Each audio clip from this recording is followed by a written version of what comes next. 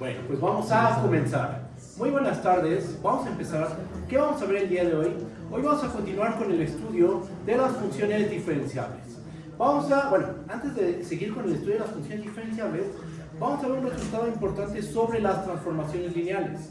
Se me pasó a demostrar en las sesiones pasadas que toda transformación lineal resulta ser una función continua. Vamos a probar eso. Toda transformación lineal de Rn en Rm siempre resulta ser continua. En espacios vectoriales arbitrarios, tomas un par de espacios normados, ese resultado no es válido. Uno puede, usando esto de que todo espacio vectorial posee una base, uno puede construir transformaciones lineales que son discontinuas, pero esto solo es válido en espacios de dimensión infinita. Este no es nuestro caso. Nuestras transformaciones lineales van de Rn en Rm. Entonces es un hecho que todas las lineales van a ser continuas. De hecho van a ser más que continuas. Van a ser funciones Lipschitz continuas. ¿Va? Les recuerdo la definición de lo que es ser Lipschitz continua. Después de eso vamos a probar que ya di la definición de diferenciabilidad en la sesión pasada. Hay una lineal tal que el límite, cuando x tiende a x0 de f de x menos f de x0 menos t de x menos x0 entre la norma de x menos x0 es 0. Eso es ser diferenciable. Habla de la existencia de una lineal, pero aquí la duda, aquí puede entrar una pregunta. ¿Es una lineal? ¿Soy una lineal? ¿O hay 2, 3, 4? Hay una infinidad de lineales satisfaciendo esa propiedad. Y lo que vamos a demostrar es que esa lineal es única. Solo hay una lineal que tiene esa virtud. ¿Okay? Después de eso, vamos a probar que toda función diferenciable es continua, que toda función diferenciable, para toda función diferenciable existen las direccionales y vamos a obtener una fórmula para calcular las derivadas direccionales. ¿Okay? Y vamos a ver que el regreso no es válido. Que existan todas las derivadas direccionales no nos garantiza que nuestra función vaya a ser diferenciable. ¿Okay? Yo creo que eso nos da para toda la sesión, así que pues vamos a comenzar. Me saco los colores y empezamos con la sesión. A ver, lo primero, vamos a ver que toda lineal es continua. Después recuerdo la definición de diferenciable. Teorema.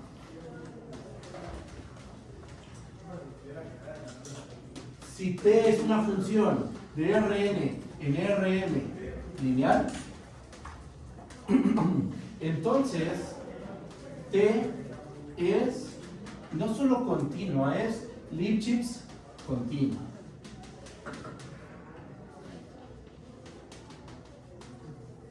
Es decir, ¿qué significa esto? Ya alguna vez les di la definición de lo que es ser Lipschitz continua. Existe una constante n mayor que 0, tal que para cualesquiera dos vectores x, y en el dominio se tiene que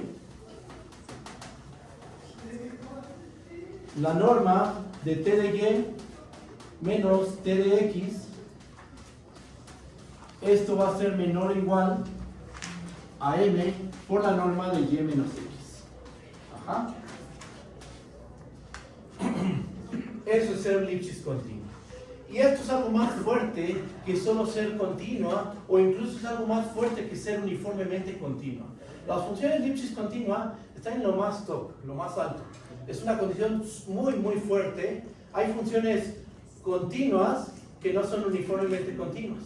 Hay funciones uniformemente continuas que no son Lipschitz continuas. Pero las Lipschitz continuas siempre son uniformemente continuas y como consecuencia son continuas también. Es algo mucho más potente. ¿Y qué es ser Lipschitz continua? Pues justo esto que escribí al final. Hay una m mayor que 0, tal que para cualquier par de vectores en Rn se tiene que la norma de t de y menos t de x es menor o igual a m por la norma de y menos x. ¿Okay? Vamos a probar esto. Como les comenté, si estamos trabajando con espacios normados cualesquiera, imagínate que ya estamos en análisis funcional, estamos trabajando con espacios vectoriales normados cualesquiera, este resultado no es válido, ¿sí? En general. En los espacios de dimensión finita sí, pero en un espacio de dimensión infinita no necesariamente las transformaciones lineales son continuas. Esto no necesariamente pasa. Pero estamos en Rn y Rm y esos son dos espacios de dimensión finita. ¿Ah? Entonces, empezamos la prueba. Ilustración.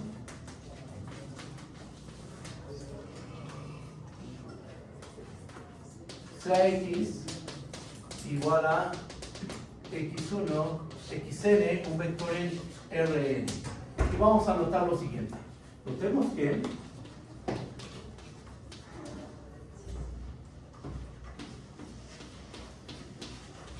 la norma de t de x, ¿esto qué va a ser igual?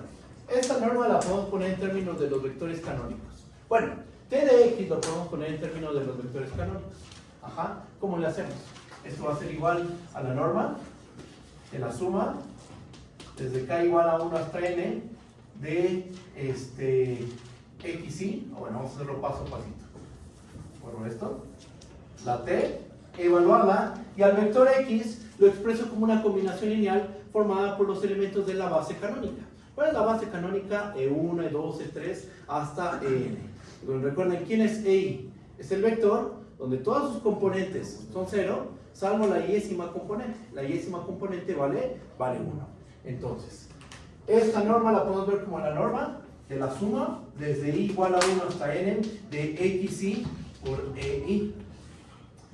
Ahora, ¿estamos trabajando con cualquier función? No, estamos trabajando con una transformación lineal. Y una transformación lineal es aditiva y homogénea. Abre sumas, saca escalares, y entonces lo que vamos a hacer es lo siguiente. Esto va a ser igual a la norma de la suma desde i igual a 1 hasta n de xy por t de ei. ¿Okay? Aplicamos desigualdad del triángulo y nos va a terminar quedando que esto es menor o igual a la suma desde i igual a 1 hasta n del valor absoluto de xy por la norma de t de ei. 1, 2, ahí está. Y luego, ¿qué podemos hacer? Aquí aplicamos desigualdad triangular. ¿Okay? Bueno, lo que vamos a hacer es aplicar la desigualdad de Cauchy-Schwarz. Porque miren, tenemos la suma desde i igual a 1 hasta n de este número que le podríamos llamar el número AI por este otro número real. ¿Están de acuerdo que esta norma es un número real? Sí, ¿verdad? Porque si bien t de i es un vector, pero la norma de t de i es un real. Entonces, podemos llamarlo el número BI. Ajá. Y entonces, tenemos una suma desde i igual a 1 hasta n de AI por BI. Eso suena a Cauchy-Schwarz. Ajá. ¿Esto qué va a ser menor o igual? Por la desigualdad de Cauchy-Schwarz, vamos a tener que esto es menor o igual. Vamos a ponerlo así. Por SS, Cauchy-Schwarz. Vamos a tener que esto es menor o igual a la raíz cuadrada de la suma desde i igual a 1 hasta n del valor absoluto de xy al cuadrado por la raíz cuadrada de la suma desde i igual a 1 hasta n de la norma de t de n al cuadrado. ¿Ok? Pero esto aquí es igual. ¿Estamos de acuerdo que esa es la norma del vector x? Este término de aquí. Es la raíz cuadrada de la suma de cada una de las componentes al cuadrado. Eso por definición es la norma 2, que es como la norma con la cual normalmente nosotros estamos trabajando. Entonces esto va a ser igual a la norma del vector x por este valor. Pero quiero que noten que este valor es constante. ¿Están de acuerdo que los vectores canónicos ya están establecidos quiénes son? Ajá, ya sabemos quién es E1, E2, En. Entonces, todo este valor, todo este número es un número constante. ¿Qué nombre le ponemos? Pues justo vamos a llamarle a ese número, vamos a llamarle M, por ejemplo. Esa va a ser nuestra constante M. Entonces, a este numerito le llamamos M. Y entonces, ¿qué tenemos? Vamos a tener que esto es igual a M por la norma de X. Profe, ¿por qué es una constante? E1, E2, N, ¿estás de acuerdo que no varían? E1, 2, N son vectores que tú ya estableciste. E1 es el vector que tiene en la primera componente 1, todo lo demás 0. E2 en la segunda componente 1, todo 0. Entonces, es un valor que ya conoces, t de 1, t de 2, t de n. Les calculas su norma, los elevas al cuadrado, sumas todo eso, le sacas raíz, pues ya conoces esos valores. Es como si dijeras, a ver, me tomo 1, 2, 3, 4 y 5. Los elevo al cuadrado, lo sumo y le saco una raíz. Ok, sumaste todos esos números, pero al final es una constante. Este valor es constante porque estos valores ya están dados. 1, 2, 3, 4, 5. No varía. No varían. Aquí tienes a TD1, TD2, TDN. Ya sabemos quiénes son esos. Bueno, ya sabemos quién es E1, E2, EN. Entonces estos valores son fijos, son constantes. Ajá. Y con esto, ¿qué tenemos? Vamos a fijarnos en el principio y en el final de nuestra cadena de igualdades. ¿Están de acuerdo que este vector X fue cualquiera? Tomas tu vector X en Rn, cualquiera. ¿Y con eso qué demostraste? Demostraste que para cada X en Rn, la norma de T de X, esto va a ser menor o igual a M por la norma de X. ¿Ok? Por lo cual,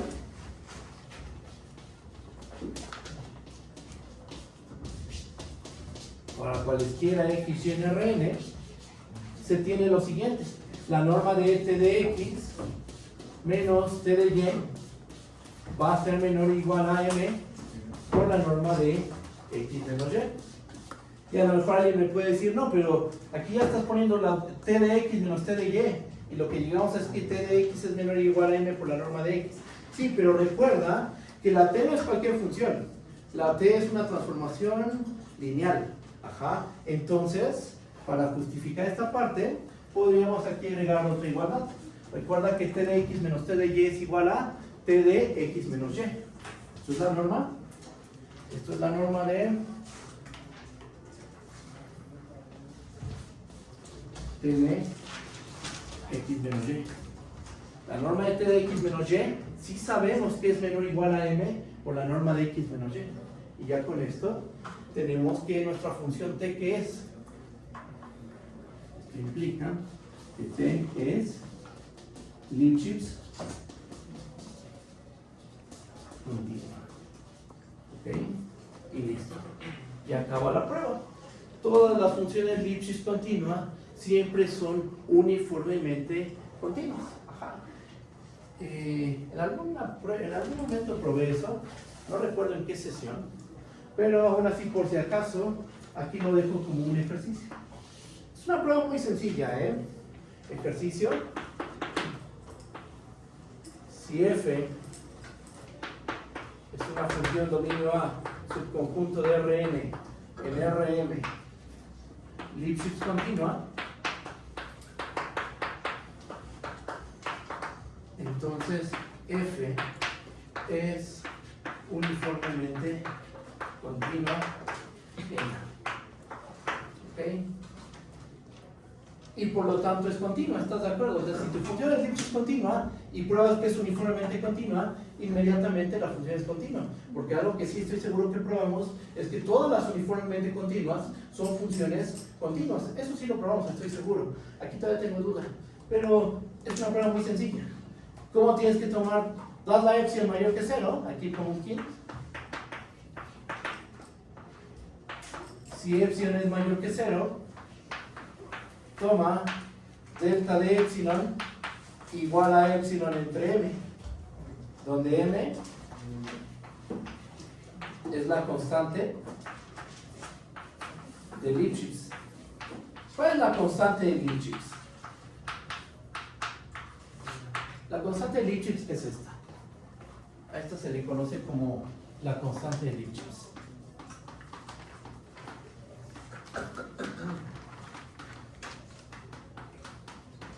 O sea, digamos que estás, te adentras a la prueba de que toda Lipschitz continua es uniformemente continua. ¿Cómo empezarías la prueba? Empiezas dando una epsilon mayor que 0. ¿Qué es lo que quieres demostrar? Que hay una delta que depende de la epsilon, tal vez tenemos dos puntos X y Y en A, cuya distancia es menor que delta de epsilon, entonces la distancia f de X y f de Y tiene que ser menor que epsilon. Y entonces la pregunta es, ¿qué delta de epsilon tengo que proponer? Aquí está, ya te lo estoy dando. Es epsilon entre m. ¿Donde quién es m? M es la constante de Lipschitz. ¿Por qué sabemos que existe esa constante de Lipschitz? Porque por hipótesis tu función es Lipschitz continua. ¿Ok? Usen ese hint y prueben que toda Lipschitz es uniformemente continua. ¿Va? Una uniformemente continua que no sea Lipschitz continua, por ejemplo, la raíz cuadrada.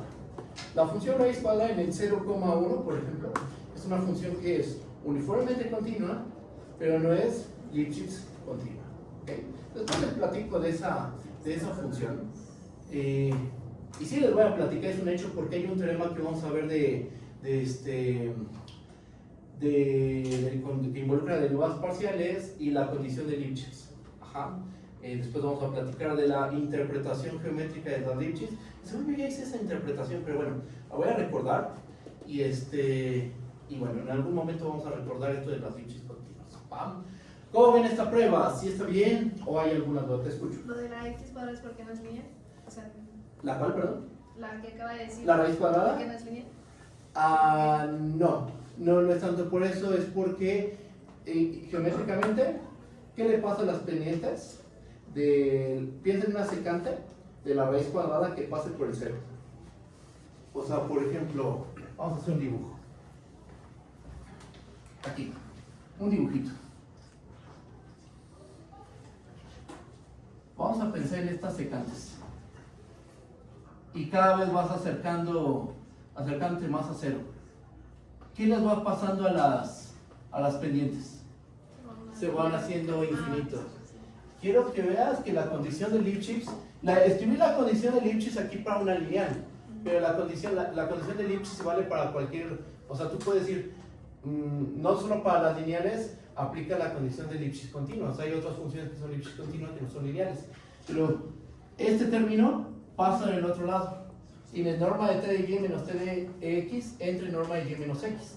Es como algo tipo diferencia de las ordenadas entre diferencia de las abscisas.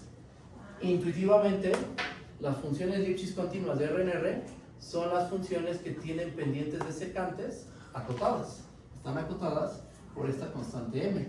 Pero la raíz cuadrada, sus secantes se empiezan a disparar a infinito conforme te vas pegando a cero.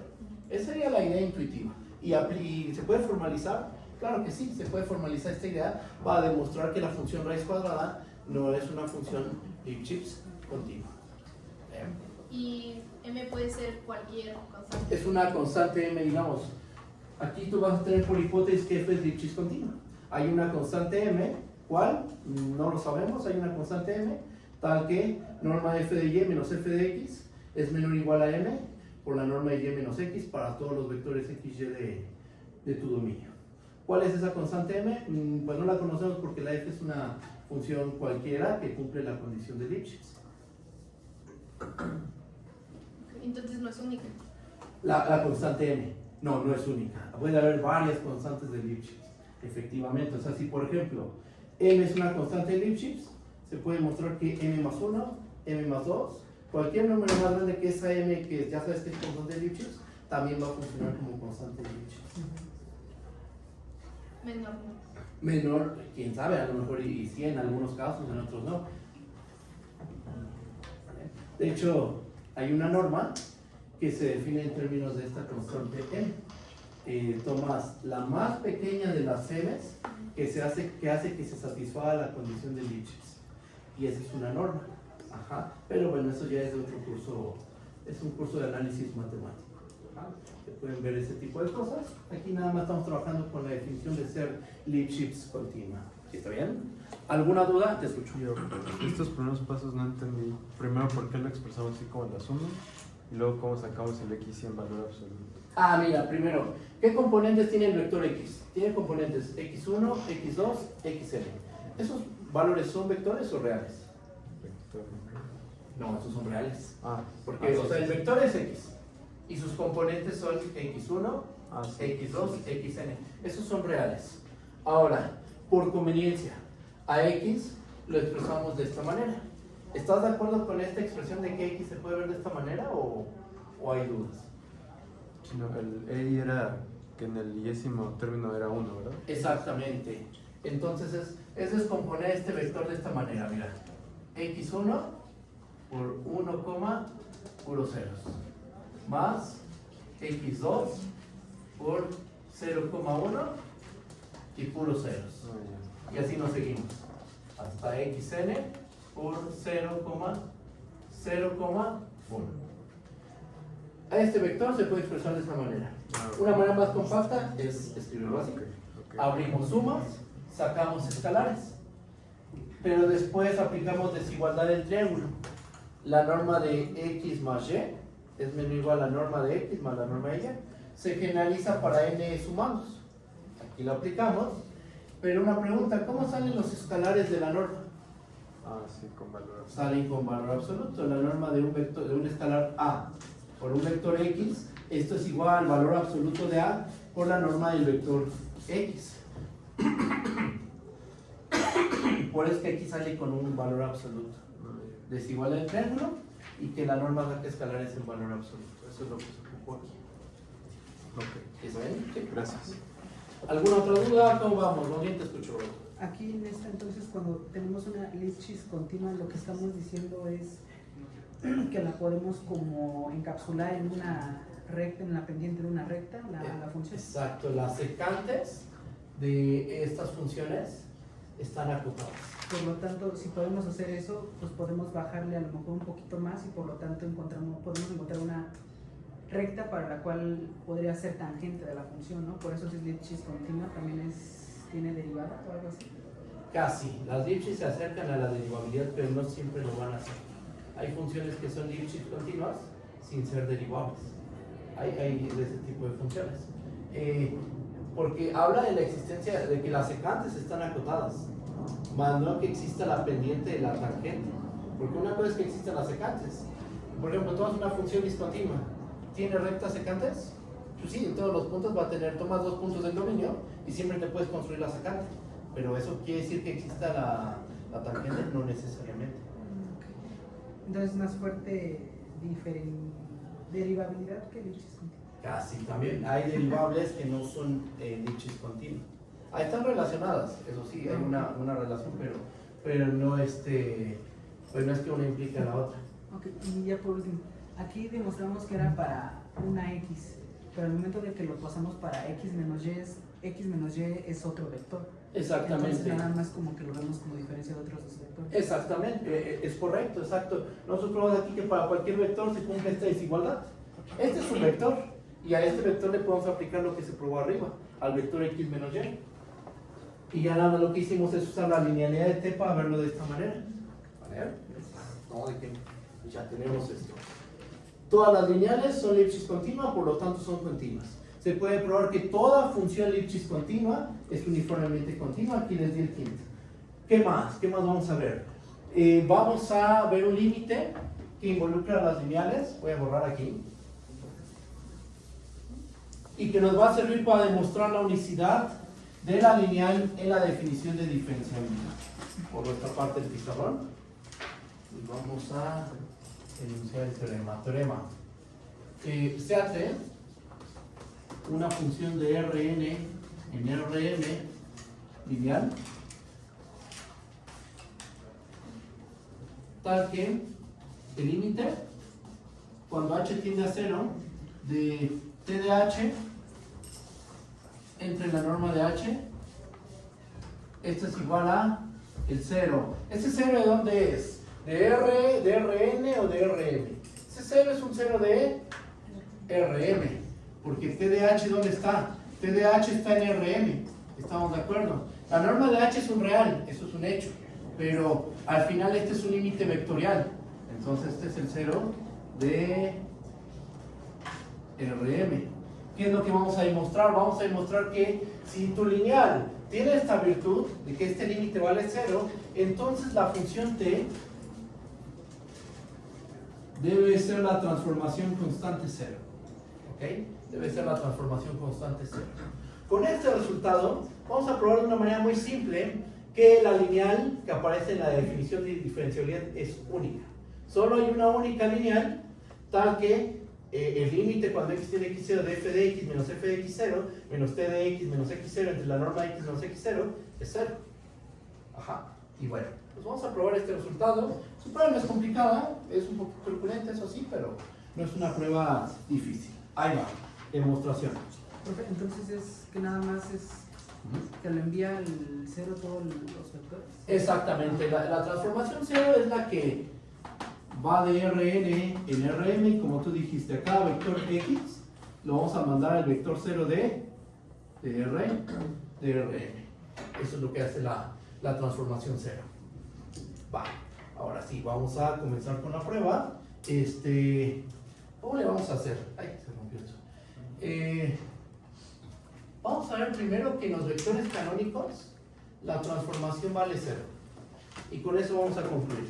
¿Va? Si tenemos toda la artillería de álgebra lineal, pues uno podría decir, con eso basta. Si ves que en los vectores canónicos, si una transformación en una base, estamos en espacios de dimensión finita o infinita, si una transformación lineal en la base vale 0, entonces ¿qué transformación es? Es la transformación 0, forzosamente. ¿Va? Pero esto lo vamos a hacer paso a paso.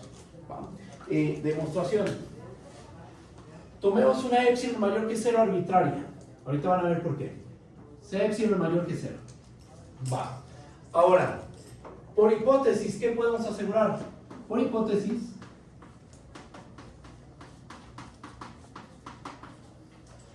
¿qué debe existir? Como este límite vale 0, debe existir una delta que depende de la epsilon mayor que 0, tal que si 0 menor que la norma de h menor que delta de epsilon, voy a borrar de este lado.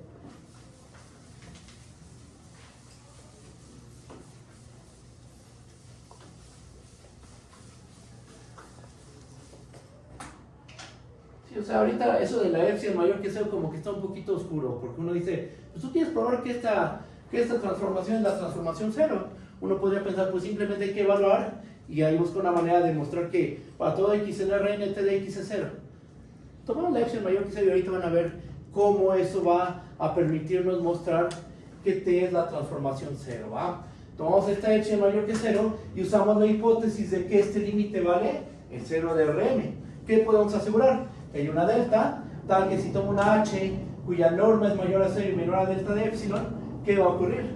Va a ocurrir que la norma de t de h entre, una rayita aquí, entre la norma de h menos el vector 0 de Rm es menor que epsilon. ¿Ok? Ahora, vamos a hacer lo siguiente. Notemos que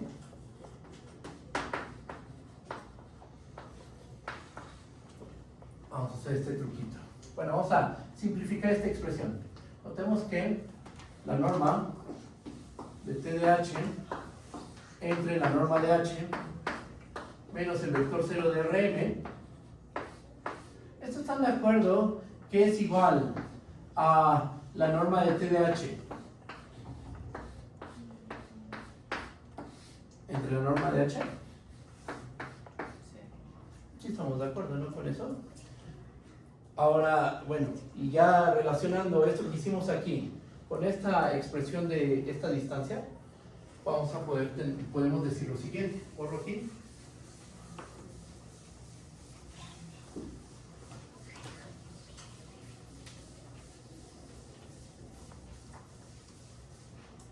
¿Esto qué implica?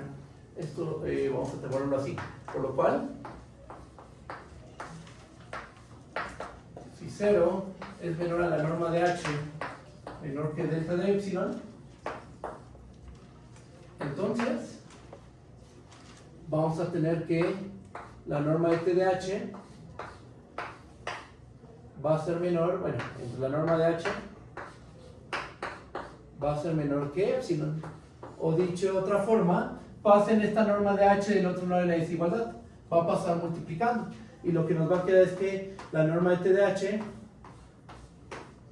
va a ser menor que epsilon por la norma de h. ¿Va? Fíjense que esta desigualdad se vale siempre y cuando, ¿cómo sea la norma de h? Siempre y cuando la norma de h sea mayor a 0 y menor a delta de epsilon.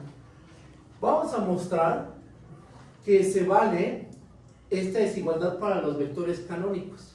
Vamos a mostrar que esta desigualdad es válida incluso para los vectores canónicos. Y a lo mejor alguien de ustedes me dice, pero los vectores canónicos sabemos que tienen norma 1. Sí sabemos eso, ¿verdad? Que los vectores canónicos tienen norma 1. Y esa norma 1 no tiene, o sea, no sabemos qué tan pequeña es delta de epsilon. ¿Qué tal si delta de epsilon es un medio? Y los vectores canónicos tienen norma 1. Entonces los vectores canónicos no entran en esta condición. Ajá. Aún así, se va a cumplir esta desigualdad. ¿Ok? Vean cómo le vamos a hacer. Hagamos la siguiente afirmación. Afirmación. La norma de T de I va a ser menor que epsilon para cada I de 1 hasta N. Lo estamos afirmando, hay que demostrarlo. Ajá. Entonces, vamos a hacer la prueba. Creo que tengo duda porque ahí ya puede asumir que la norma de TH sobre H ya es menor que epsilon. ¿Esto? Sí. No, aquí estamos diciendo, si sabemos que la norma de H es mayor a 0 y menor a delta de epsilon, No, Por- la cuota. por lo que hicimos aquí, Ajá. esta distancia es lo mismo que esto. Y sabemos que esta distancia es menor que epsilon, Sí, bien. siempre y cuando pase esto de aquí. Nada más simplificamos, eso es todo lo que es simplificar. ¿Va? Y ahora lo que vamos a ver es que, aunque los canónicos, sabemos que tienen norma 1 los canónicos, no sabemos si esa norma es más chiquita que delta de epsilon. Si delta de epsilon es un medio, pues entonces los canónicos no entran en esta condición. Vamos a ver que aún así, los canónicos satisfacen esta desigualdad. Y a lo mejor alguien también me podría decir, pues, pero aquí falta poner la norma de EI. Sí, pero la norma de EI, ¿cuánto vale? 1, entonces no hace falta ponerla. Vamos, así lo dejamos. Vamos a hacer la prueba de esto. ¿Qué dijo que no era necesario poner, perdón? La norma del canónico EI. Es que si queremos ver que esta desigualdad se vale para los canónicos, pues aquí tendríamos que poner norma de EI, estamos de acuerdo. Sustituyo H por EI, H por EI, pero la norma de los canónicos vale 1. Entonces, podemos dejar así la expresión. Vamos a probar esta afirmación. ¿Cómo le hacemos? Vamos a hacer lo siguiente. Bueno, primero tomamos un canónico. De los n que tenemos en Rn, toma uno. Sea I de 1 hasta n. Y tomamos un lambda en el abierto 0,1 tal que lambda por I tenga norma menor que delta de epsilon. ¿Están de acuerdo que debe haber, o sea, toma un numerito en el intervalo abierto 0,1 tal que lambda por I tenga norma menor que delta de epsilon? ¿Están de acuerdo que existe un escalar con esa virtud? Por la propiedad de Arquímedes. Podría ser por la propiedad arquimediana, por ejemplo, efectivamente con eso se justifica, eso es un hecho. Podríamos verlo también así. La norma saca escalares en valor absoluto, estamos de acuerdo. Entonces esto es valor absoluto de lambda por la norma de EI. Norma de EI, ¿cuánto vale? Vale 1. Y valor de lambda se supone es un número entre 0 y 1, entonces aquí simplemente nos queda lambda. O sea, lo que estamos diciendo aquí es, toma un número menor a delta de epsilon, multiplícaselo a EI y obtienes un vector que tiene norma menor que delta de epsilon. Vamos a escribir eso de manera cuidadosa. Vamos a ponerlo aquí en un paréntesis. Basta tomar lambda mayor a 0 y menor que delta de epsilon, ya que simplemente hagamos el cálculo. ¿Cuánto vale norma de lambda I? Como ya lo hicimos aquí, esto va a ser valor absoluto de lambda por la norma de EI. Ajá. Pero esto termina siendo lambda. ¿Pero cómo tomamos a lambda? Como un numerito menor que delta de epsilon. Ahí está. Ahora, ¿por qué hacemos eso? Porque recuerden, de principio, para que se valga esta desigualdad, ¿qué debe cumplir H? Para que se cumpla esta desigualdad, H debe tener norma mayor a 0 y menor que delta de epsilon. Entonces lo que estamos haciendo es obligar a que nuestro canónico, multiplicado por un cierto escalar, cumpla esta condición. Ajá. Eso es lo que estamos haciendo, obligando a que lambda de I satisfaga esta condición. para poder asegurar que se cumple esta desigualdad y después hacer un poquito de álgebra. ¿Va? Borro de este lado, H es cualquier vector en el espacio Rn. cuya norma cumple esta condición. Para que se cumpla esta desigualdad, tu H es cualquier vector de Rn que cumpla esta condición, mayor que 0 en norma y menor que delta de epsilon. ¿Sí?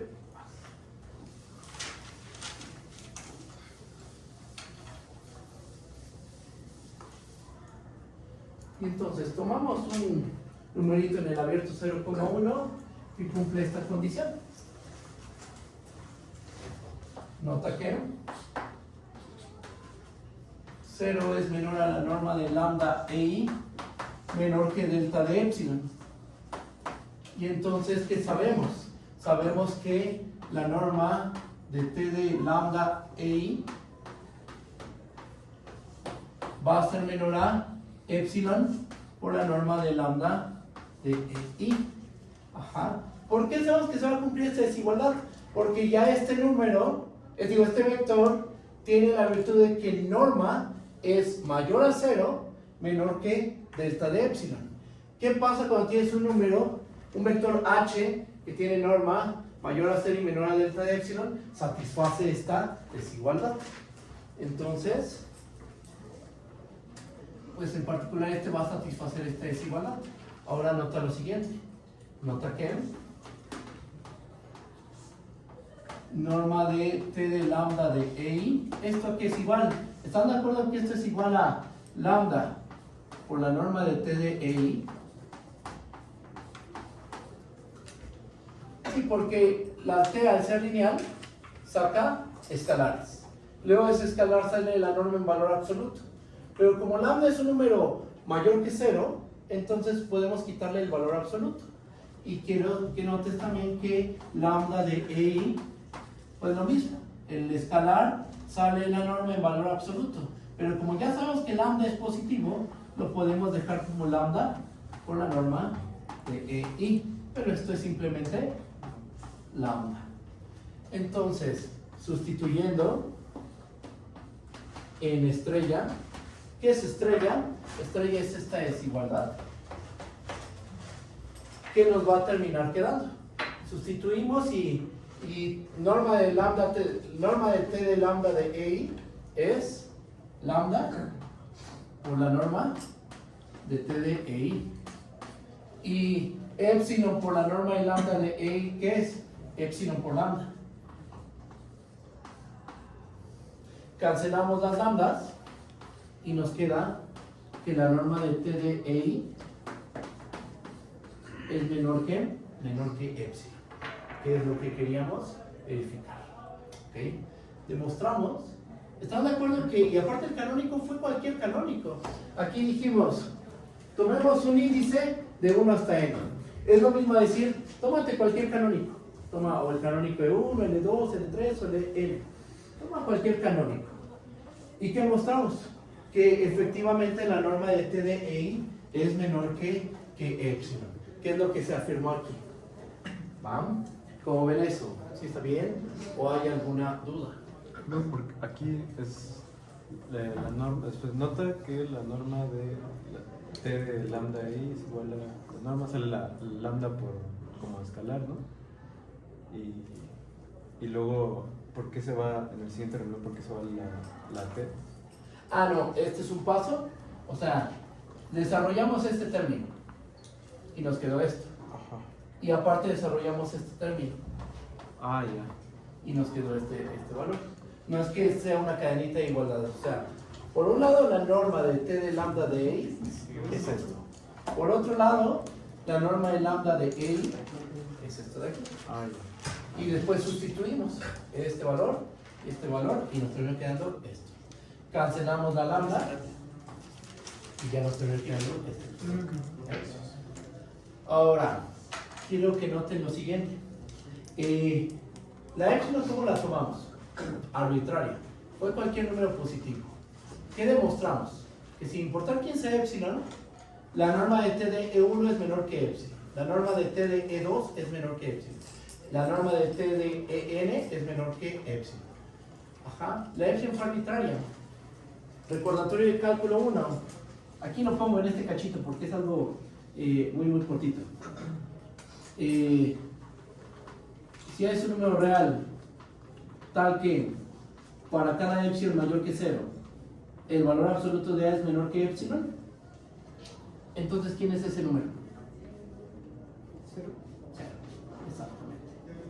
Es un truquito para probar que un número es 0 o que dos números son iguales. Así recuerden que cuando probamos que si una curva es de clase C1, cuando una curva es de clase 1 entonces es rectificable y hay una fórmula para demostrar para obtener la longitud de arco, ocupamos esta herramienta de cálculo 1. Para ver que dos números A y B son iguales, tú puedes ver que su diferencia es 0, A menos B es 0, o que la distancia de AB es 0, o que para cada epsilon mayor que 0, la distancia de AB es menor que epsilon. Ajá. Y eso es lo que estamos haciendo aquí. Tú quieres mostrar que los T de EI son el vector 0.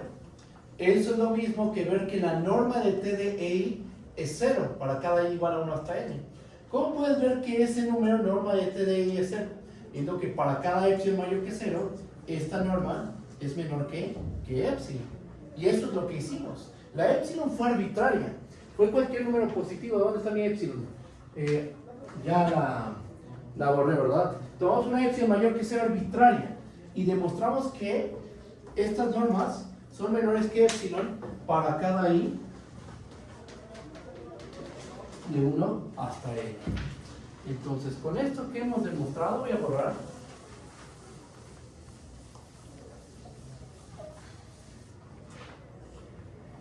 Profe, ¿podría escribir eso que acaba de decir? Lo voy a escribir, sí, de hecho estaba pensando en escribirlo. Sí, gracias. Recordatorio.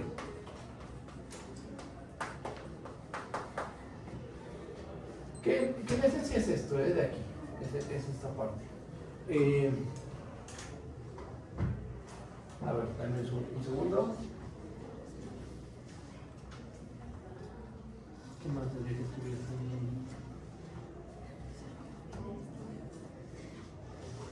Bueno, no sé si era otra cosa que estudiar.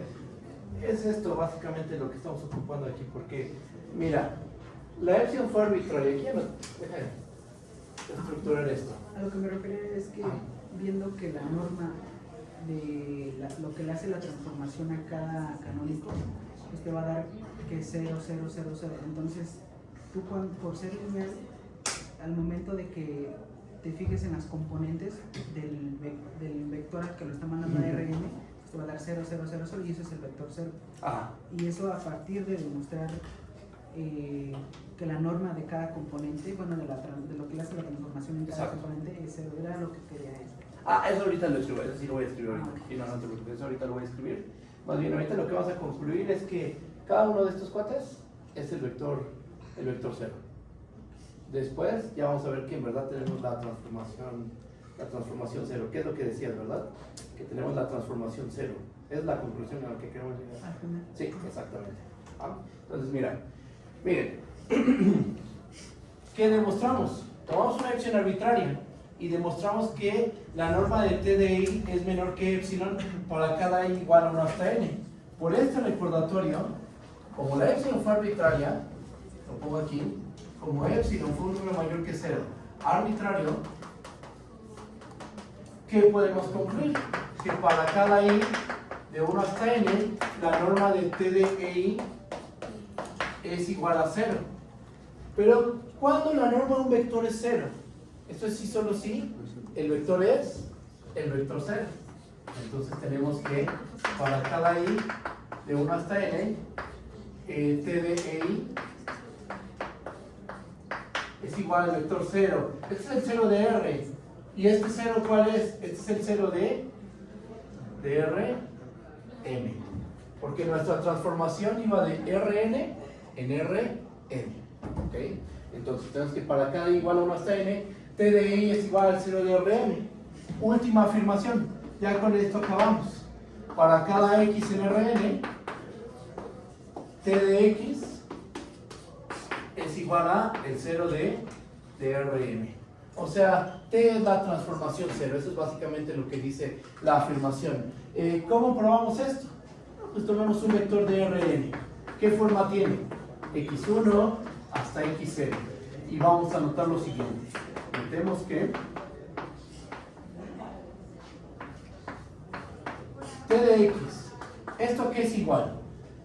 Como los canónicos son una base del espacio, esto lo podemos expresar como t de la suma desde i igual a 1 hasta n de xi por ei. Pero la t es lineal, entonces la t abre sumas, saca escalares. Nos va a quedar la suma desde i igual a 1 hasta n de xi por t de ei.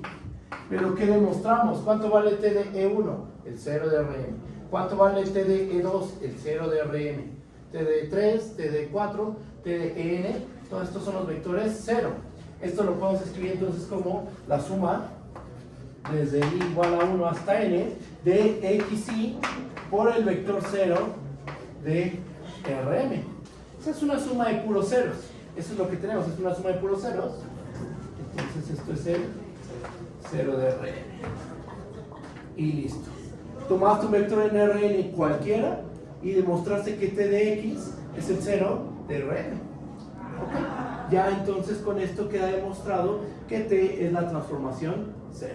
Ahí se acaba la prueba. ¿Cómo lo ven? ¿Sí está bien o hay alguna duda? Eso porque pusimos que t de ei demostramos que todos son iguales a 0 por esto de acá. Por eso de aquí, exactamente. Y luego de ahí ya se concluye, bueno, lo vemos como si fuera nada más, bueno, de hecho lo es un lambda, ¿no? La suma desde i hasta n de los xi. Ah, sí, es x, los xi son estos escalares. ¿Dónde están? El x1, el x2, el xn. Entonces, esos son escalares multiplicados por el vector 0. Eso se hace 0. ¿Bien? ¿Por aquí? No, ¿de qué?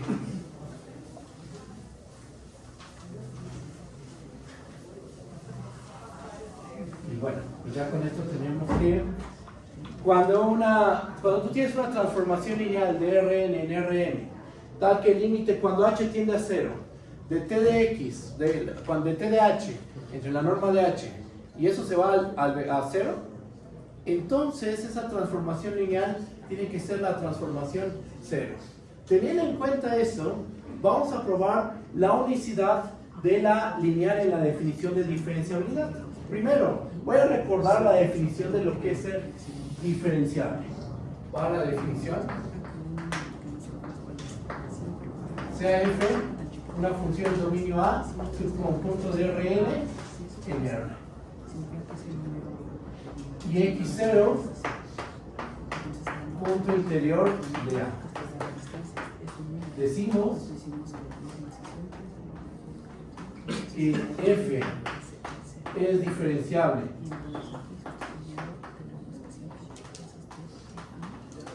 en x0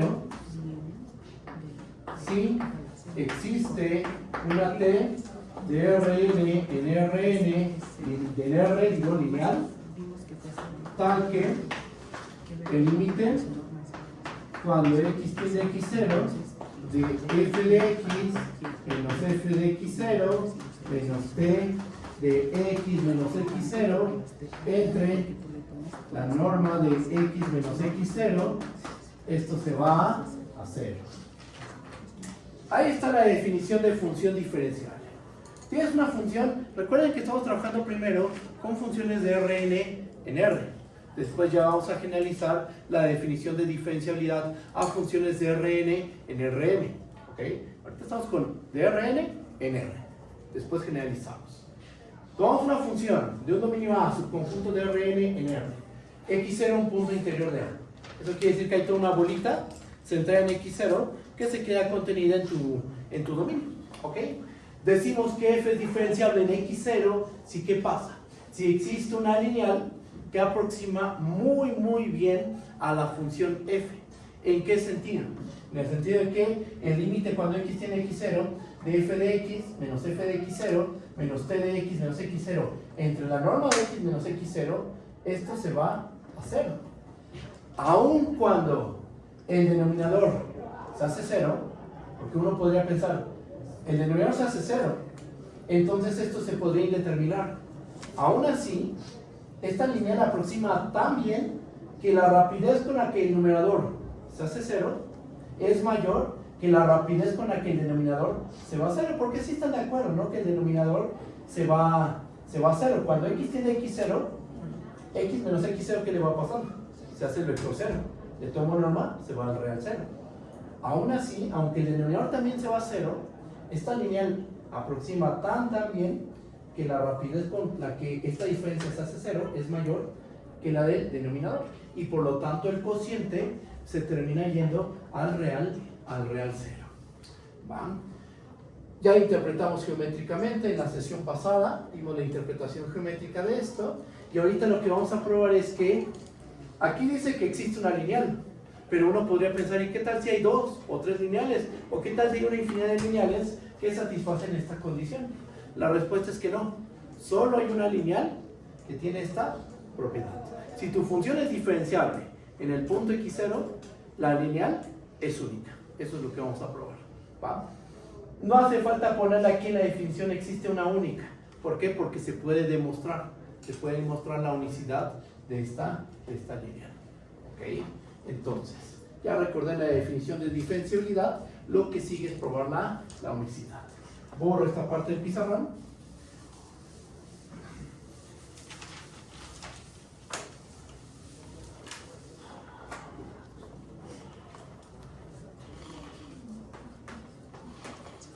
Teorema.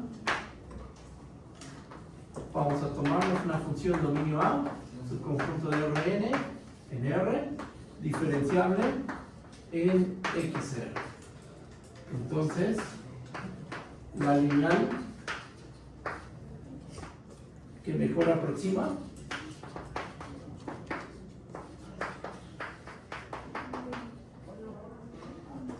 es única. Okay. Vamos a probar eso. La lineal que mejor aproxima, me refiero a esta t. Ajá. Vamos a probar que esta t que tiene esta virtud es única. No puede haber dos t's que cumplan esta condición. Vamos a probarlo. ¿Qué dice ahí? Perdón, el DR dice dif en x0. Diferenciable en el punto x0.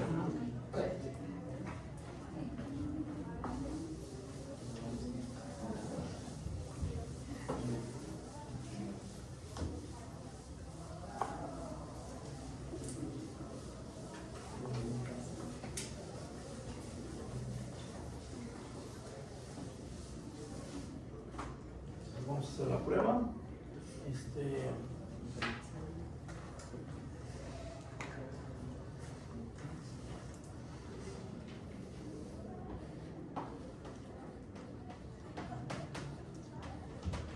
Demostración. Sean T1 y T2, dos lineales de Rn en R. Lineales tales que cumplen lo siguiente: el límite cuando x tiene x0 de f de x menos f de x0 menos t de x menos x0 entre la norma de x menos x0. Esto se va a 0. Aquí que le pongo un t1, por ejemplo, y aquí escribo lo mismo pero con t2.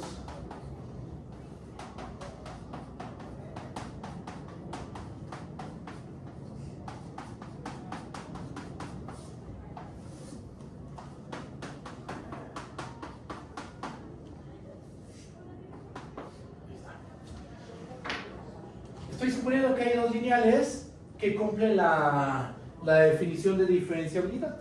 Ajá. Una T1 y una lineal T2. Ambas hacen que estos límites sean iguales a 0. ¿Cuál es nuestro objetivo? Nuestro objetivo es demostrar que estas dos lineales tienen que ser forzosamente la misma lineal. ¿Ok? Y bueno, ¿cómo le vamos a hacer? Vamos a hacer lo siguiente. Borro.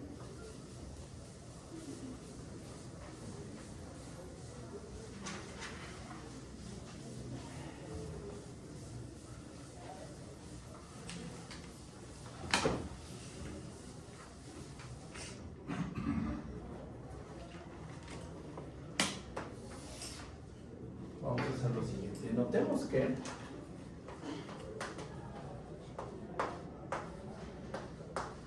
vamos a tomarnos el límite cuando x tiende a x0 de t1 de x menos, bueno, vamos a ponerlo así, t1 menos t2 de x entre la norma de x menos x0. Si nosotros logramos probar que este límite es 0, bueno, antes, diferencias lineales, lineal, ¿verdad? Diferencia lineal, lineal. Si nosotros logramos probar que este límite vale 0, por el teorema anterior, ¿qué podemos concluir? Que t1 menos t2 debe ser la transformación 0. Es lo que probamos hace ratito. Ajá. Y entonces, si t1 menos t2 es la transformación 0, es porque t1 es igual a t2. Y ahí acaba la prueba. Algo que podría generar ruido es, aquí me estoy aproximando a x0. Y en el teorema que vimos, h tiende a 0. Sí, pero... aquí hay un detalle, aquí sí hay un detalle. Pero la cosa es que aquí no estoy escribiendo solo x, aquí es x menos x0 entre la norma de x menos x0. Ok, x tiende a x0, pero x menos x0 ¿a dónde tiende entonces? A 0. X menos x0 ¿a dónde tiende? A 0. Entonces, por el teorema anterior, podemos concluir que si probamos que este límite es 0, t1 menos t2 tiene que ser la transformación 0. Y como consecuencia, las dos transformaciones van a ser iguales. ¿Ok? Entonces la idea es mostrar que este límite es 0. ¿Cómo lo hacemos? Vamos a apoyarnos de que estos dos límites valen 0. Fíjense lo que vamos a hacer. Esto va a ser igual al límite cuando x tiende a x0, y esto lo vamos a escribir de la siguiente manera. t1 de x menos x0 menos, déjenme pensar bien cómo escribo esto, menos f de x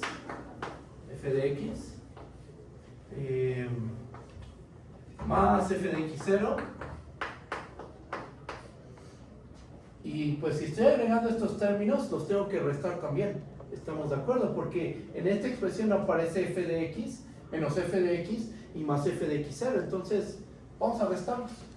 Aquí pongo más f de x menos f de x0, y me falta un término, ¿no? Porque aquí tengo a t1, pero nos falta el menos t2 de x menos x0. Aquí lo agrego.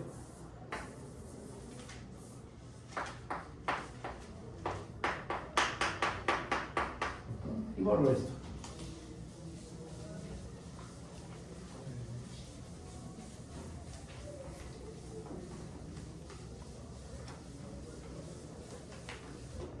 O sea, sume un 0, eso es lo que hicimos. Sumamos un 0 adecuado. Todo esto es un 0. Adecuado, un 0 conveniente. ¿Va? Pero ahora lo que vamos a hacer es agrupar de esta manera. Ajá. Y vamos a dividir, claro, aquí hay que dividir todavía entre la norma de x menos x0. Entre...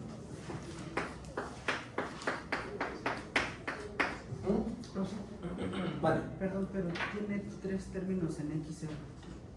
3 términos en x0. Lo menos f de x0 más f de x0 menos f de x0 más f. ¿Ah, este? Ajá. Este es x. Ah, ok. Solo que no termine borrando bien, perdón, ¿eh? Aquí es x. Sí, es t1 de x menos x0 menos f de x más f de x0 más f de x menos f de x0 menos t2 de x menos x0. Sí, sí está bien, ¿no? Ahora, dividimos esta fracción en dos fracciones. Esto entre la norma de x menos x0, esto entre la norma de x menos x0. Y nos va a terminar quedando lo siguiente. Límite, cuando x tiende a x0, de... Y esto lo voy a escribir de la siguiente manera. Esto lo vamos a escribir como menos... Saco un menos de aquí, del límite. Saco un menos. Y nos queda f de x menos f de x0 menos t1 de x menos x0 entre la norma de x menos x0. Aquí hay un menos, déjame, lo voy a poner de otro color, para que se note que hay un menos, porque miren, T1, ¿qué signo tenía? Más o menos, tenía signo más, y aquí ya tiene signo menos. Menos f de x tenía signo menos, ahora tiene más. Más f de x tiene signo más y ahora tiene signo menos. ¿Por qué pasó eso? Porque factoricé un menos. Ajá. Y ahora, a este término no le factorice ningún signo. Esto va a ser el límite cuando x tiende a x0 de f de x menos f de x0 menos t2 de x menos x0 entre la norma de x menos x0. Y pues, pues sí es un truquito algebraico, sumé un cero adecuado, agrupé de manera conveniente y nosotros sabemos que se satisfacen estos dos límites. Esto es 0, esto es 0. Entonces, ¿esto cuánto vale? 0. ¿Esto cuánto vale? 0. Entonces, todo este límite de esto, bueno, ya todo esto termina valiendo 0 más 0, simplemente el 0 de R, el 0 de R. Y con esto, ¿qué mostramos? Con esto mostramos que el primer límite vale 0. Déjenme borro aquí.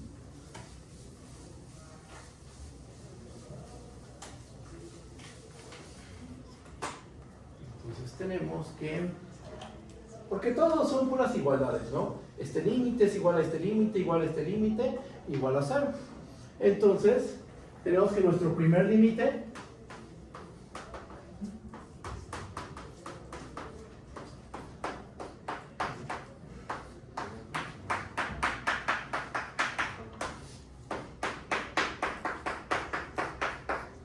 vale 0.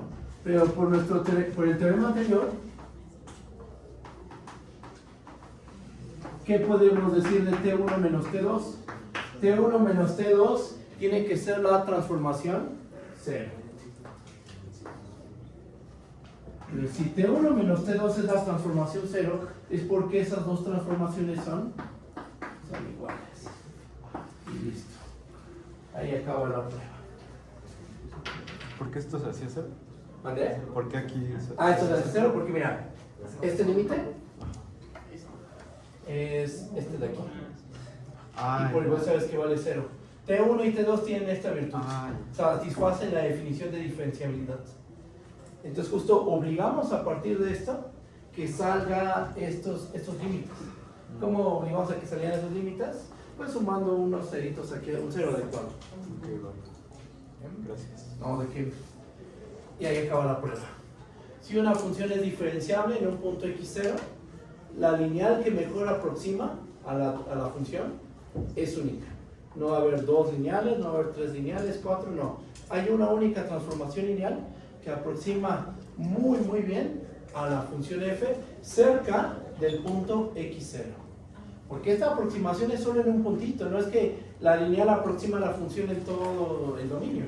No, es alrededor del punto x0, la lineal aproxima muy bien. Aquí está tu superficie y aquí está la gráfica de la lineal. Se amolda bien en un pequeño entorno del punto x0. Y bueno, ahí está la prueba ya. ¿Cómo lo ven? ¿Si está bien o hay alguna duda? ¿Cómo vamos? ¿Vamos bien seguros? Sí, en el último paso, de por qué T1 es igual a T2. O sea, intuitivamente sí, más o menos, pero... O sea, tenemos que la transformación es la transformación 0. Ah, sí. Eso significa que una función menos la otra función siempre te va a dar 0, 0, 0. Exacto, o sea... Y ya de ahí se deriva que los valores pues, son ceros en todas las entradas. O sea que los valores que estaban restando eran los mismos. Eran los mismos, exacto. Que contienen el mismo dominio, entonces las dos funciones o transformaciones son iguales. Exactamente. Y esto aplica no solo para lineales, o sea, tú tienes dos funciones cuya diferencia es la transformación 0. Tú tomas dos funciones de Rn y de Rn incluso, y tienes que su diferencia es 0, la transformación 0, la función 0, entonces esas dos funciones tienen que ser iguales. ¿Cómo podemos ver eso si quisiéramos justificarlo con más detalle ahí en esta parte? Pues tomando, ¿cómo pruebas que dos funciones son iguales? Ya que sabes que tienen el mismo dominio y el mismo codominio. ¿Qué faltaría por ver? Que tienen la misma regla de correspondencia. Entonces lo que podríamos hacer, suponiendo esto, tú quieres probar esto de aquí, puedes tomarte un punto del dominio, no sé, supongamos que el dominio es A, por ejemplo. Y entonces tú sabes que f de x menos g de x, ¿cuánto vale? 0. Estos ya son vectores. Y usas álgebra de vectores ahora. Sumamos g de x en ambos lados de la igualdad. Nos queda que f de x es igual a g de x. Porque tú tienes esto. Suma g de x en ambos lados de la igualdad. Como vectores, suma g de x como vectores sumas en ambos lados de la igualdad. Se valen esa operatividad en espacios vectoriales. En particular en el Rn en el que estés. Entonces sumas g de x en ambos lados de la igualdad y te queda que f de x es igual a g de x. Pero tomaste un punto arbitrario en A. Y como ya vi, con esto pruebas que tiene la misma regla de correspondencia de f y g, que a su vez tienen el mismo dominio, misma regla de correspondencia, entonces las dos funciones deben de ser iguales. ¿Está bien? No, ¿de qué? Y bueno, ya ahí acaba la prueba. Ya tenemos que la lineal es única. ¿Qué más? Vamos a probar que si una función es diferenciable, entonces es continua. Ya pasamos a la parte más pesada de esta parte de la definición de diferenciabilidad. Esta prueba no es sencilla. Bueno, una prueba antes, esa se complica un poquito. Esta parte se complicaba, ¿no? Pero ya pasamos esto. Ya probar que toda diferenciable es continua es bastante sencillo. Chequen. ¿Cómo vamos de tiempo? ¿Qué hora es? ¿Perdón? 5:22. Gracias. ¿Problema?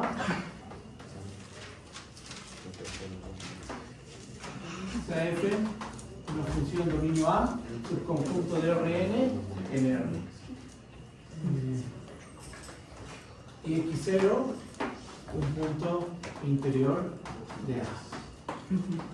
Si f es diferenciable en x0, entonces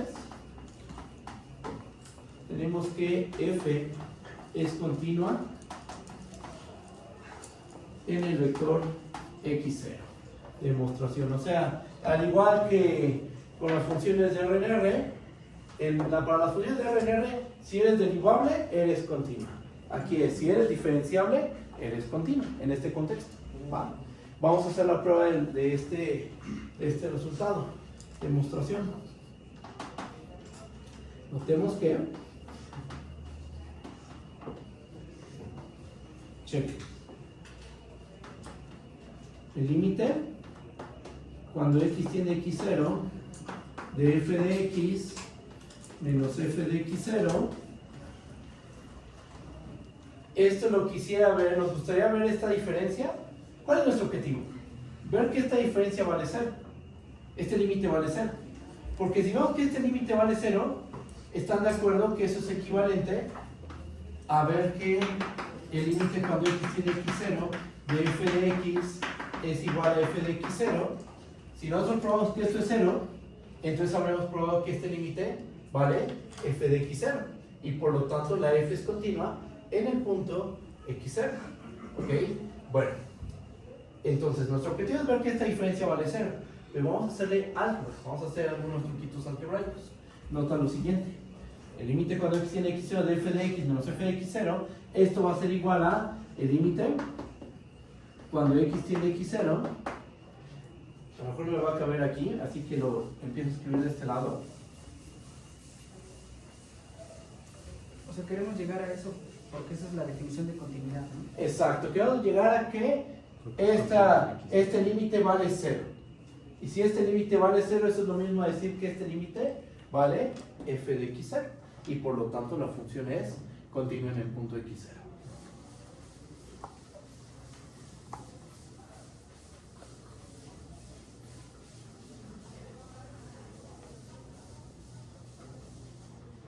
Entonces, tomamos el límite cuando x tiene x0 de f de x menos f de x0. ¿Esto qué es igual? Va a ser igual al límite cuando x tiene x0 de, vamos a hacer lo siguiente, f de x menos f de x0, y vamos a sumarle esto, menos t de x menos x0, bueno, a restar. Así como lo resto, lo voy a sumar. O sea, estoy sumando un 0, ¿estamos de acuerdo? Y ahora voy a dividir entre la norma de x menos x0. Pero así como divido aquí, voy a multiplicar por la norma de x menos x0. ¿Qué estamos haciendo? Multiplicando un 1, ¿estamos de acuerdo? Norma de x menos x0 entre norma de x menos x0 es un 1, ¿ok? Y ahora, y esto lo discutimos, déjenme les comento. ¿Por qué x no es x0? Porque estamos tomando un límite. Y recuerden que en un límite no nos interesa lo que pasa justo en el punto x0, sino el comportamiento de la función alrededor del punto x0, cerquita de x0, no en x0, en x0 el comportamiento de la función puede ser otro. Ajá. Entonces, al momento de poner este símbolo, de manera implícita, estamos diciendo que x es distinto de x0. Podemos hacer dividir sin ningún tipo de problema. ¿Qué más? Bueno, pues ahora separamos esta fracción. Esto es lo mismo que el límite cuando x tiende a x0. ¿Sí lo puse bien? Sí. Vamos a tomarnos f de x menos f de x0 menos t de x menos x0 entre la norma de x menos x0 por la norma de x menos x0 más t de x menos x0 entre la norma de x menos x0 por la norma de x menos x0. ¿Lo escribí bien? A ver. Sí está bien. Nos queda esto. Y ahora, ¿esto dónde se va? Cuando x tiene x0. Como la función es diferenciable, se va a 0. Esto a 0. Entonces, bueno, ya esto se va a 0, ya no importa nada que pase aquí, pero esto también se va a 0. Esto, ¿a dónde se va? Ahí sí no sabemos. Pero lo que sí les puedo asegurar es que esta es una función acotada. Una acotada multiplicada por una función que se va a 0, eso siempre se va a 0 también. Ahorita lo probamos, no hay ningún problema, es una prueba bastante sencilla. Chequen. Entonces, este término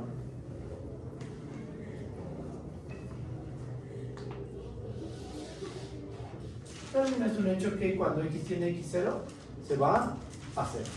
Eso principalmente porque x menos x0, su norma se va a hacer.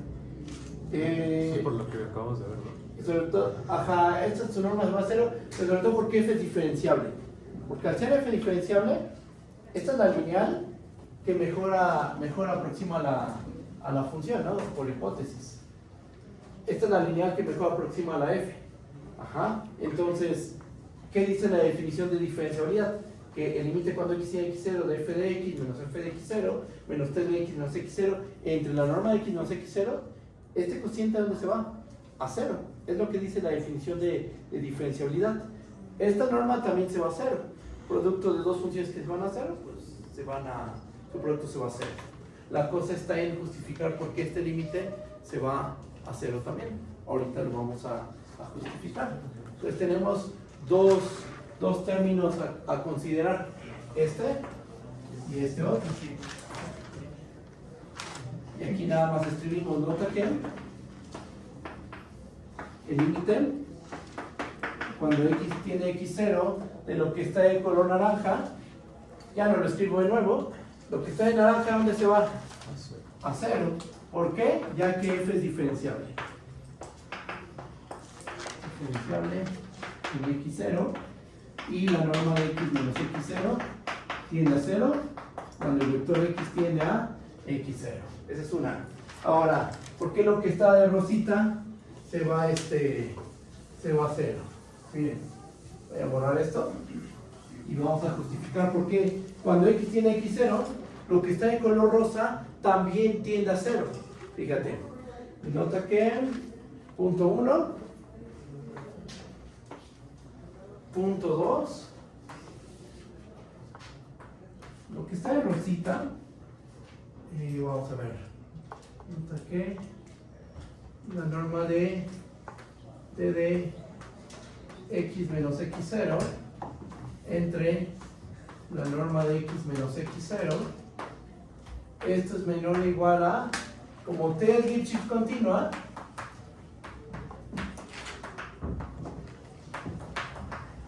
como la t es Lipschitz continua, lo probamos, ¿no? Probamos que las lineales son Lipschitz continua. Supongamos que m es la constante de Lipschitz, ¿ok? Entonces nos va a quedar que esto va a ser menor o igual que ¿qué?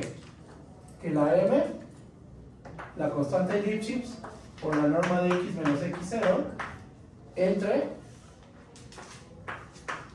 la norma de x menos x0. Se cancela esto y nos queda la pura m. Es decir, con esto tenemos que la norma, bueno, tenemos que t de x menos x0 entre la norma de x menos x0 está acotada por m. Y otra cosa, ¿a dónde tiende esta función? Cuando x tiende a x0, la norma de x menos x0, ¿dónde se va?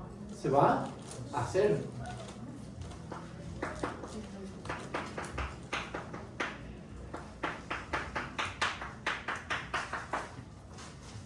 Cuando tú tienes el producto de dos funciones, donde una está acotada y la otra se va a 0, su producto se va a 0.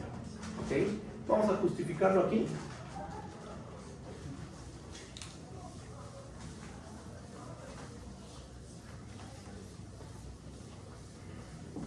Y con eso acaba la prueba. Porque, mira, nuestro límite se divide en dos partes. La parte de color naranja y la parte de color rosa. La parte de color naranja se va a 0. ¿Por qué? Porque la función f es diferenciable y entonces este cociente se va a ir a 0. Y porque esta norma también se va a 0 cuando x tiende a x0. El producto de dos funciones que se van a 0 se va a 0. ¿Y esto por qué se va a 0? Porque esto que está de rosa lo podemos ver como esta función, que es una función acotada, y la norma de x menos x0, que cuando x tiene x0 se va a 0. Cuando estás en esas condiciones, una acotada por una que se va a 0, ese producto siempre tiende a 0. Siempre va a pasar eso. Ajá. Y lo vamos a probar aquí. ¿Cómo le pongo? Levita o lema o algo así. Levita. Si f y g son funciones de un dominio A, subconjunto de Rn en R, y x0 es un punto interior de A, tal que f está acotada y el límite cuando x tiende a x0 de g de x se va a 0, entonces cuando estás en estas condiciones, dos funciones, una acotada y otra que se va a 0, entonces el producto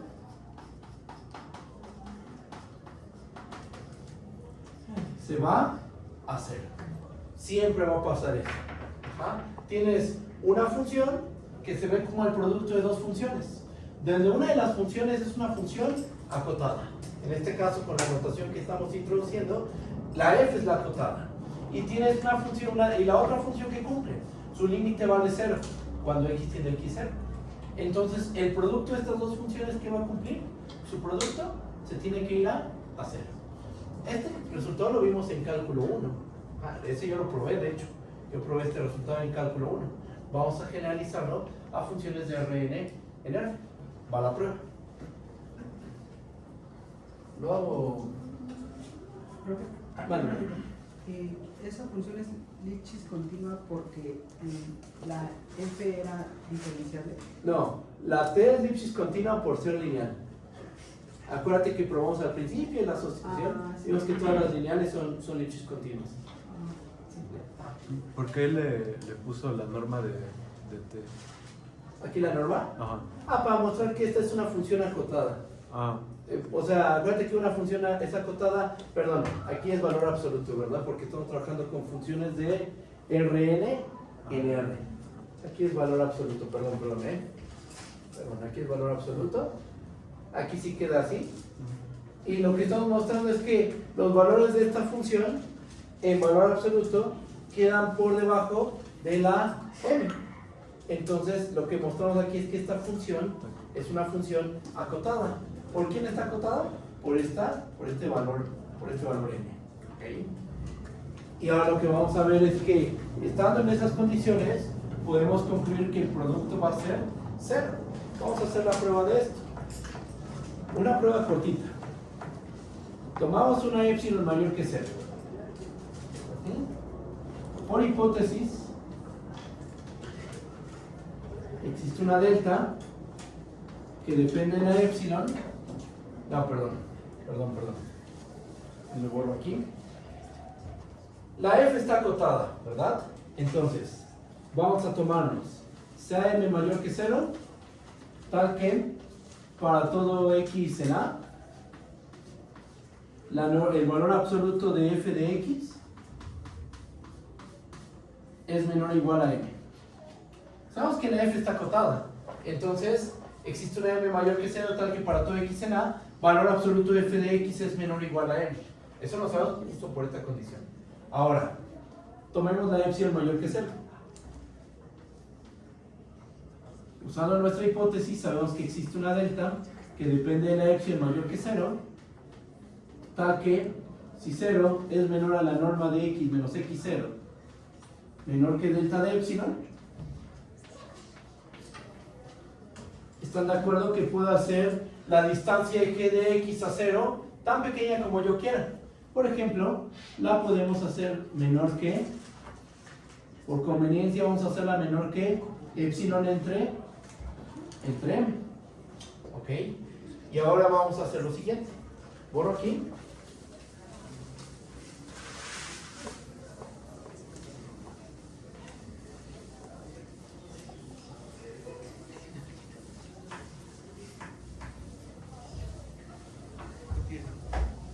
¿En qué acaba la prueba ya? Ahí va. Así las cosas. ¿Qué vamos a tener? Vamos a tener que si x está en a y 0 es menor que la distancia de x a x0 menor que delta de epsilon, entonces quiero que notes lo siguiente. La distancia de f de x por g de x a 0, esto va a ser igual a el valor absoluto de f de x por g de x. ¿Sí estamos de acuerdo? Valor absoluto del producto es el producto de los valores absolutos.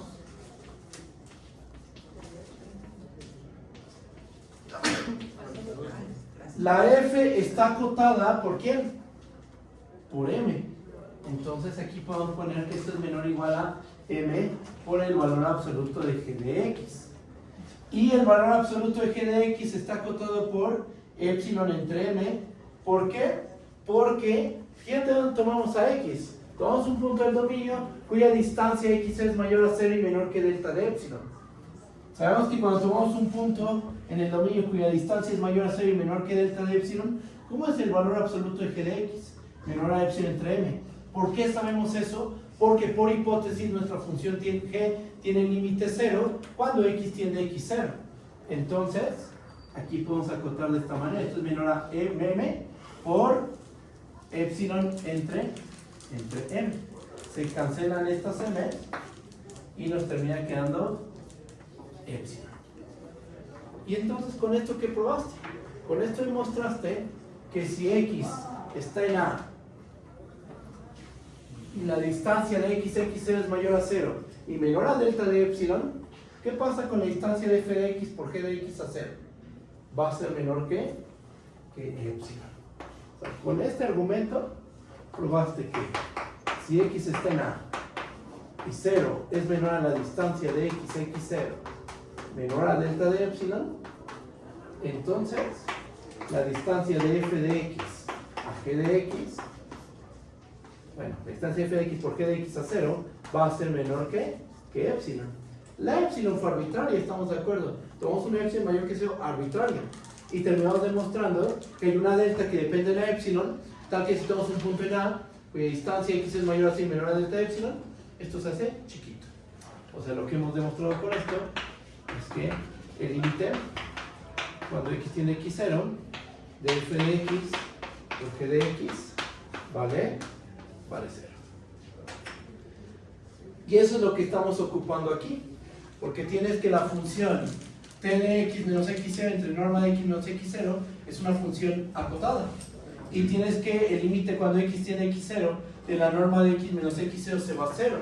Entonces lo que estaba aquí marcado de, ya no me acuerdo de qué color, pero el último término, que aquí se ve todavía, la t de x menos x0 entre norma de x menos x0 por norma de x menos x0, es el producto de una función acotada por una que tiende a 0.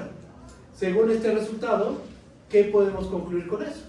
Que el producto se tiene que ir a 0. ¿Ok? Y entonces ya con esto podemos concluir nuestra prueba. Ya teniendo este lema, podemos concluir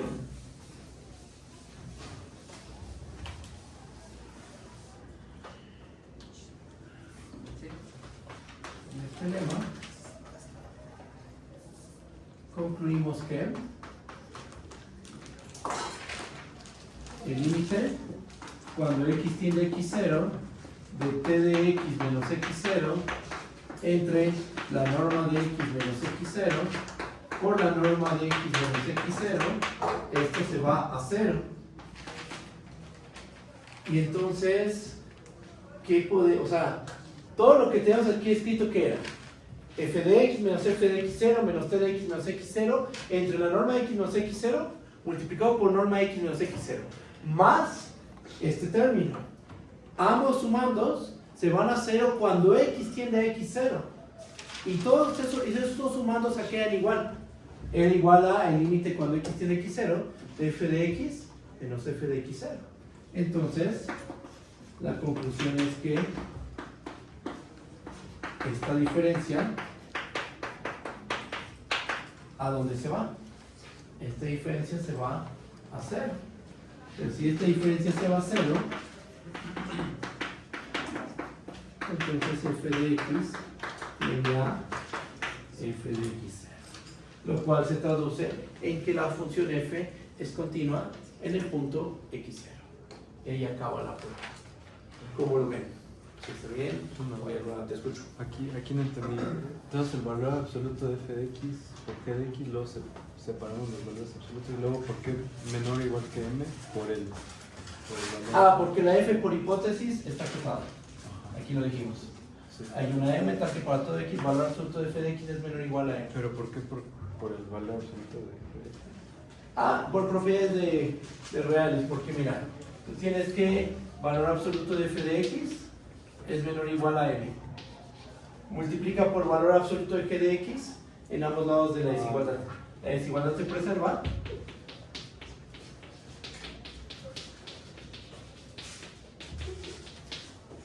Y es lo que tenemos aquí. Y después, pues valor absoluto de g de x es menor a epsilon entre m.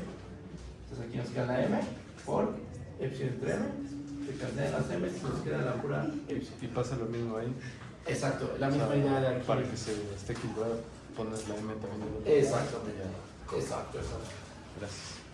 No, de qué. Y bueno, con esto ¿qué tenemos? Ahora tenemos que toda función diferenciable es continua. Que la lineal que mejor aproxima a la función es única. Para probar eso surgieron varios lemas. Los demostramos todos. ¿Y qué es lo que nos falta? Nos falta ver que si una función es diferenciable, entonces van a existir todas las derivadas direccionales. Y aparte vamos a obtener una fórmula para obtener esas derivadas direccionales. O sea, de principio para calcular la derivada direccional en un punto x0 en la dirección del vector u, ¿qué hay que hacer? Hacer un límite. Límite cuando t tiende a 0 de f de x0 más tu menos f de x0 entre t. Ajá. Pero con este teorema vamos a obtener una fórmula muy sencilla con la cual va a ser muy fácil calcular las derivadas direccionales. ¿Va? Y bueno, pero eso yo creo que lo hacemos en la próxima sesión. Yo creo que hasta aquí le dejamos y nos estamos viendo mañana aquí en presencial y vamos a continuar. ¿Vale? Nos estamos viendo mañana. Bye bye.